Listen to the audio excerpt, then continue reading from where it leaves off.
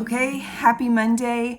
We are starting a brand new chapter this week, chapter 11. We're going to be here for a long time. We're going to be in the story of Lazarus for 3 weeks, and that's because this is a pivotal moment in the Gospel of John.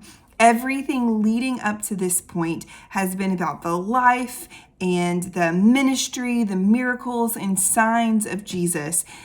Everything from this point on is really going to be pointing forward to Jesus on the cross, his death and resurrection, and then what happens after that.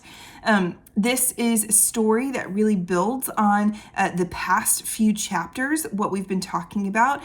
Jesus has said, I am the good shepherd. And what does the good shepherd do? Lays down his life for the sheep. And that's good in theory. Many of us would say that we would lay down our life for our friends, not even talking about a physical sense, but even just a emotional sense. We would give of ourselves. We would sacrifice for our friendships. Jesus is going to show us what that actually looks like. He's going to show us what it means to be the good shepherd. Jesus knows at this point that his relationship with the religious leaders in Jerusalem is rocky, to say the least. They want to kill him. They've tried to on numerous occasions. And even his disciples know if Jesus goes back to Jerusalem at this point, we saw him leave it at the end of chapter 10. If he goes back to Jerusalem, he is going to be killed. The religious leaders want him dead. He knows that going back toward Jerusalem will mean the end of his life. So when he gets this news that his dear friend Lazarus is ill, and it's likely a sickness that's going to lead to death, Jesus has a decision to make. He can stay where he is, where it's safe, where he can continue to carry on his ministry and do all these signs and wonders and heal people and call people to believe in him. He can continue on his ministry, or he can go to Jerusalem and heal his dear friend whom he loves. And what does the good shepherd do? He lays down his life for sheep.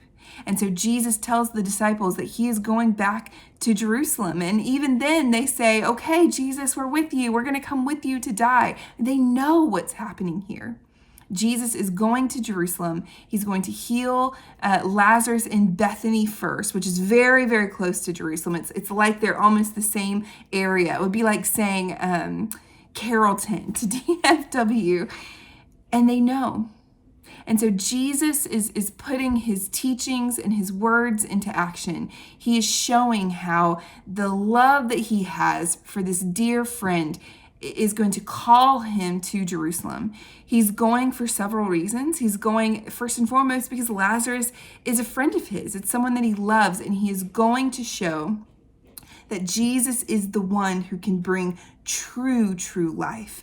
And it's that idea that we're really going to spend a lot of time focusing on over the next 3 weeks. What does it mean to have life in Jesus when he says that I am the resurrection, I am the life? What does that mean for us today? But I think it's worth noting that this is a turning point in John's gospel.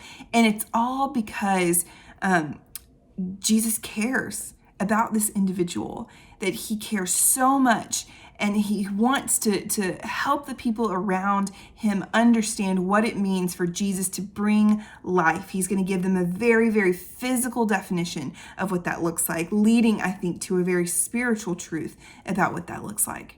So we're in the end game. We're headed toward Jerusalem at this point, and everything that comes from here on out is drawing Jesus closer and closer to the cross. This is the final, not scene, but the final act, if you will, of the Gospel of John leading up to the cross. And here's what I want to leave you with. I think this is worth spending some time on this week.